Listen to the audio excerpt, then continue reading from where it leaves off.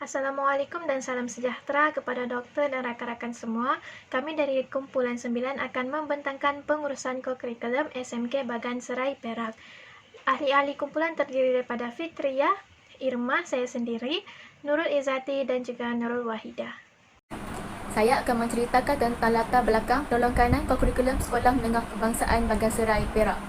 Nama beliau ialah Encik Abdul Ghani bin Yahya. Beliau pernah belajar di University Sains Malaysia, Pulau Pinang selama 4 tahun. Beliau mengambil jurusan pendidikan geografi dan beliau mengambil subjek sejarah sebagai subjek minor. Beliau mempunyai pengalaman selama 21 tahun menjadi guru akademik di SMK Methodist Parit Untar, Perak. Kini beliau sedang berkhidmat di SMK Bagan Serai sebagai penolongkanan kokurikulum bermula tahun 2019 sehingga kini. Seterusnya, saya akan menceritakan tentang latar belakang Sekolah Menengah Kebangsaan Bagan Serai. Yang pertama, bilangan pelajar hampir mencecah 1,400 orang. Yang kedua, sesi persekolahan terdapat 2 sesi, iaitu sesi pagi dan sesi petang. Yang ketiga ialah keaktifan pelajar dalam bidang kokurikulum terdapat 3 kelompok, iaitu pelajar yang aktif, sederhana aktif dan pasif dalam kokurikulum. Yang keempat ialah pencapaian pelajar dalam kokurikulum berada pada tahap yang memuaskan, di mana Encik Ghani menyatakan bahawa SMBS merupakan salah sebuah sekolah yang berada dalam kedudukan top 5 dalam daerah Kerian dalam bidang kokurikulum. Bahagian seterusnya iaitu proses-proses yang terlibat di dalam sesi temu bual.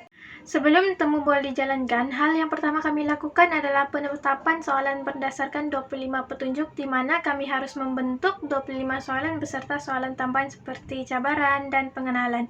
Setelah itu, perlu mendapat kelulusan dan persetujuan daripada pensyarah untuk memastikan soalan sesuai digunakan untuk sesi temu bual. Yang kedua adalah pemilihan panel. Salah seorang daripada kami mengajukan cadangan untuk menemu bual penolongkanan kokurikulum di sekolahnya dahulu, iaitu di SMK Bagan Serai, Perak. Hal ini memudahkan lagi kami untuk mendapat persetujuan kerana rakan kami merupakan alumni di sekolah tersebut. Ketiga adalah penetapan masa temu bual. Masa temu bual sempat tertangguh sehari akibat masalah tertentu yang akan saya jelaskan di bahagian cabaran nanti. Dan akhirnya kami menjalankan sesi pada 29 Mei 2021 bersamaan hari Sabtu jam 9 pagi. Dan yang terakhir adalah pembentukan skrip temu bual dilaksanakan sehari sebelum sesi dijalankan. Dan kami membahagikan tugasan dan soalan-soalan kepada setiap ahli untuk diajukan kepada penolongkanan tersebut. Seterusnya adalah semasa sesi temu bual, yaitu sesi temu bual dijalankan pada 29 Mei bersamaan hari Sabtu jam 9 pagi. Kami menggunakan aplikasi Google Meet sebagai platform untuk menjalankan sesi temu bual, dan sesi temu bual berlangsung dengan pertanyaan sebanyak 29 soalan dan jawapan-jawapan yang baik dan amat terperinci diberikan oleh penolongkanan tersebut, di mana membantu lagi untuk melancarkan proses sesi temu bual. Selepas sesi temu bual pula, sesi ditamatkan pada jam 10.30 pagi di mana berlangsung selama 1 jam 30 minit, diikuti dengan ucapan terima kasih dan sesi bergambar bersama penolongkanan kokurikulum SMK Bagan Serai sebagai penutup sesi temu bual. Setelah itu kami melakukan perbincangan dan pengagihan tugas bagi penulisan laporan penuh sesi temu bual setelah diberikan penerangan mengenai format penulisan laporan oleh pensyarah, dan kami meneruskan dengan penulisan laporan penuh tugasan sebagai proses terakhir. Seterusnya adalah cabaran dan penyelesaian dalam menjalankan sesi temu bual ini. Cabaran pertama adalah pemilihan panel di mana salah seorang daripada kami menghubungi penolongkanan kokurikulum tersebut, tetapi beliau memberitahu bahawa prosedur sepatutnya adalah meminta persetujuan daripada pengetua. Walau bagaimanapun, pengetua sekolah tersebut mudah dihubungi melalui telegram sahaja dan kami mendapat kelulusan dalam masa yang singkat. Cabaran yang kedua pula ialah penetapan soalan. Pada awalnya, kami mengira bahawa soalan yang dibentuk hanya perlu meliputi beberapa petunjuk pelaksanaan saja. Tetapi dengan bantuan pensyarah dan rakan lain, kami dapat membentuk 29 soalan berdasarkan 25 petunjuk pelaksanaan kesemuanya. Cabaran ketiga pula ialah penetapan masa sesi temu bual. Sesi temu bual sepatutnya dijalankan pada 28 Mei, iaitu pada hari Jumaat jam 9 pagi, tetapi pada hari Jumaat tersebut, paginya penolongkanan kokurikulum memaklumkan kepada kami bahawa beliau terpaksa menangguhkan sesi temu bual kerana mempunyai kelas ganti PDPR pada jam dan hari yang sama. Jadi kami menangguhkan sesi temu bual pada hari berikutnya, iaitu pada 29 Mei bersamaan hari Sabtu jam 9 pagi. Dan cabaran yang terakhir ialah rakaman skrin. Platform yang kami gunakan iaitu Google Meet, tiada pilihan untuk rakaman skrin, maka kami terpaksa merakam secara sendiri. Tetapi salah seorang daripada kami hanya dapat merakam video tanpa suara dan seorang lagi merakam suara tanpa adanya video. Jadi jalan penyelesaiannya ialah kami menggabungkan keduanya untuk menjadi satu video yang lengkap. Okey, seterusnya pula ialah ringkasan dan penilaian soalan 25 petunjuk pelaksanaan, di mana ada skala 1 hingga 4. Skala 1 bermaksud tidak dilaksanakan, skala 2 kurang dilaksanakan, skala 3 banyak dilaksanakan, dan skala 4 berjaya dilaksanakan. Soalan 1, apakah visi dan misi sekolah untuk mencapai kecemerlangan dalam aktiviti kokurikulum? Berskala 4 di mana berjaya dilaksanakan. Misi kokurikulum SMK Bagan Serai ialah bersama ke puncak kegemilangan. Banyak pencapaian kokurikulum yang diperoleh SMK Bagan Serai. Soalan kedua, mengapa penyertaan pelajar dalam bidang kokurikulum adalah penting untuk mencapai visi dan misi sekolah? Berskala 4, di mana penyertaan murid penting untuk melihat keupayaan potensi setiap individu dalam bidang kokurikulum. Soalan ketiga, apakah perkara yang diambil kira oleh sekolah dalam pelaksanaan kokurikulum bagi meningkatkan pencapaian sekolah? Berskala 4, di mana perkara yang diambil kira ialah aspek perancangan, pengurusan, dan pelaksanaan melalui analisis SWOT berdasarkan situasi semasa. Soalan keempat, bagaimanakah pengurusan kokurikulum di sekolah untuk menggalakkan penyertaan pelajar? Berskala 4, di mana setiap unit kokurikulum mempunyai penyelaras yang dibantu guru-guru di bawah mereka untuk menggerakkan penyertaan dan penglibatan pelajar secara aktif dalam kokurikulum. Soalan 5, adakah sekolah menghadapi masalah kemudahan prasarana untuk menjalankan aktiviti kokurikulum? Berskala 4, di mana sekolah tidak mempunyai masalah jika tidak mempunyai kemudahan prasarana yang lengkap kerana mereka boleh meminjam atau menyewa daripada sekolah yang berhampiran. Soalan ke-6, dari manakah cikgu mendapatkan maklumat mengenai murid untuk keperluan pelaksanaan aktiviti kokurikulum? Berskala 4, di mana mereka mendapatkan maklumat melalui sesi pendaftaran serta mengambil kira dari segi minat murid terhadap suatu unit kokurikulum. Soalan yang ketujuh, adakah kehadiran guru memuaskan bagi setiap bidang kokurikulum? Soalan ini berada pada skala yang keempat iaitu berjaya dilaksanakan, di mana kehadiran guru bagi setiap bidang kokurikulum adalah memuaskan. Encik Gani menyatakan bahawa kehadiran guru untuk setiap pelaksanaan aktiviti kokurikulum mengikut seperti yang telah dirancang pada awal tahun. Soalan yang ke-8, adakah jadual kegiatan tahunan dimaklumkan kepada guru-guru dan murid-murid? Soalan ini berada pada skala yang keempat iaitu berjaya dilaksanakan.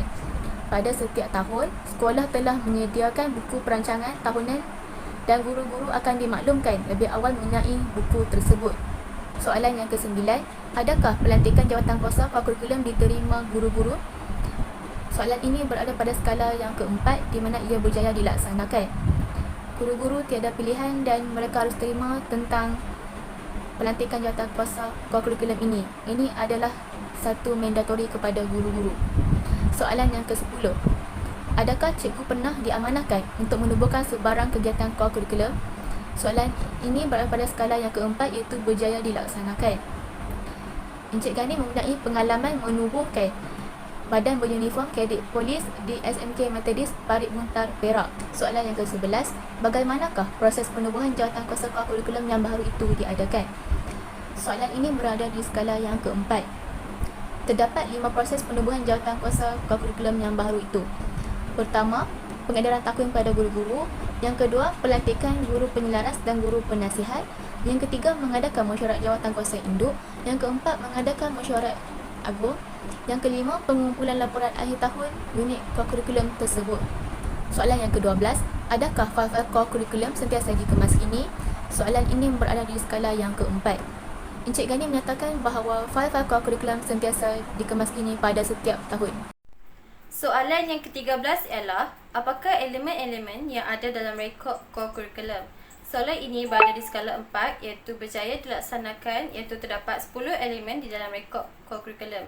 Soalan yang ke-14 pula ialah, bagaimanakah proses penilaian prestasi tahunan dilakukan?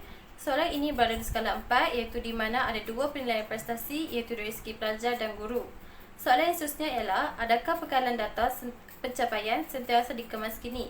Soalan ini berada pada tahap memuaskan iaitu skala 4. Data pencapaian akan dikemas kini dalam sistem PHSK setiap tahun. Seterusnya ialah, apakah intensif yang ditawarkan kepada murid-murid yang aktif melibatkan diri dalam kokurikulum?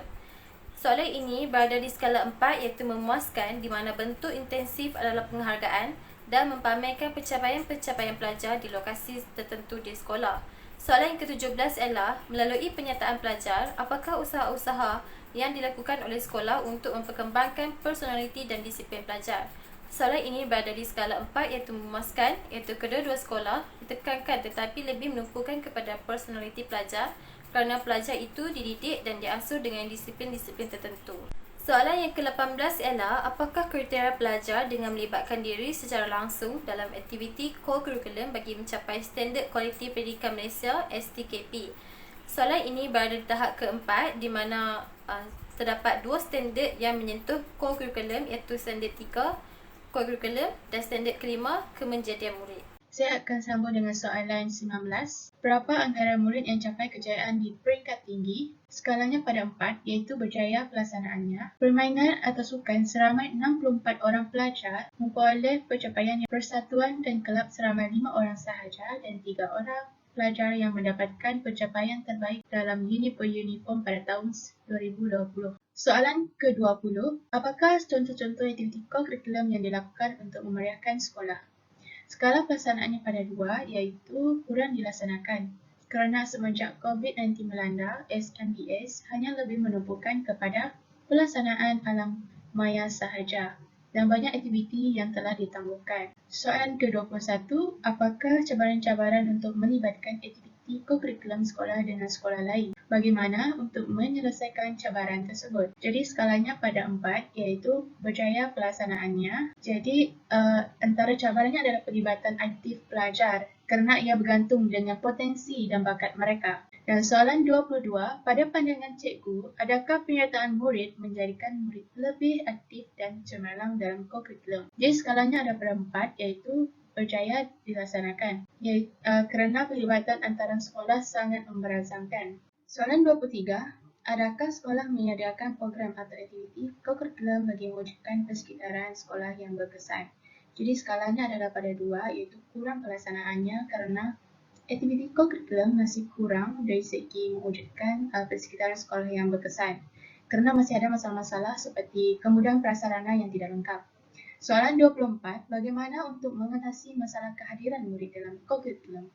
Skalanya adalah pada 4 iaitu berjaya pelaksanaannya kerana guru ini sentiasa mengingatkan pelajar bahawa sebanyak 10% daripada pelibatan mereka dalam aktiviti co-curriculum akan menyumbang kemasukan mereka ke aktiviti kelab.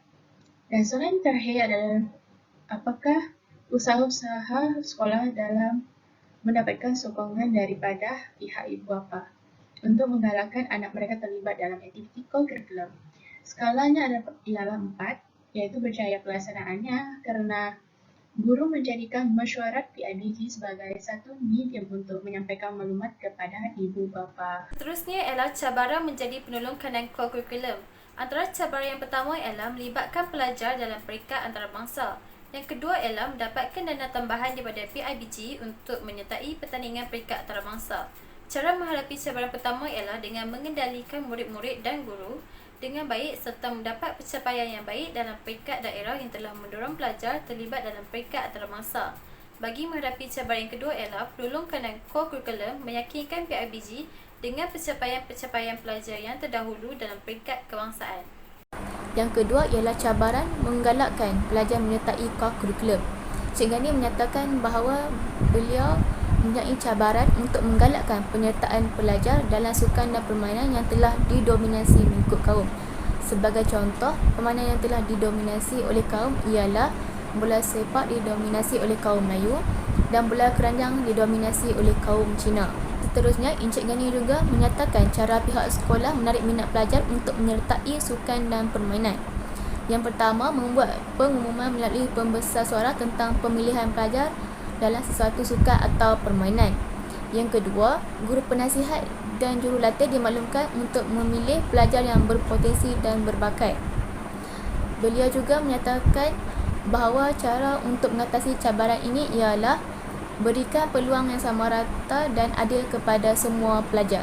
Seterusnya ialah penutup. Visi dan misi Sekolah Menengah Kebangsaan Bagan Serai ialah bersama co-curriculum ke puncak kegemilangan. SMKBS juga berjaya mendapat pencapaian yang tertinggi di peringkat daerah sebagai top 5 sekolah yang aktif dalam core curriculum. Bukan itu sahaja, SMKBS juga mempunyai seramai 3 orang pelajar yang telah diiktiraf sebagai pengangkat deraja. Kemudahan prasarana yang disediakan juga telah membantu SMKBS cemerlang dalam core curriculum. Itu saja pembentangan daripada kumpulan kami mengenai pengurusan co-curriculum di SMK Bagan Serai. Sebarang kesalahan ataupun kekurangan mohon dimaafkan. Sekian, terima kasih.